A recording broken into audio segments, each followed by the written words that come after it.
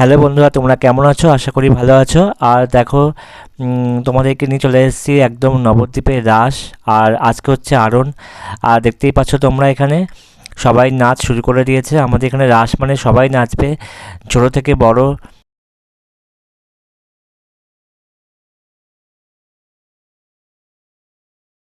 আজকে একদম মানে মন খুলে সবাই নাচে, ঠিক আছে?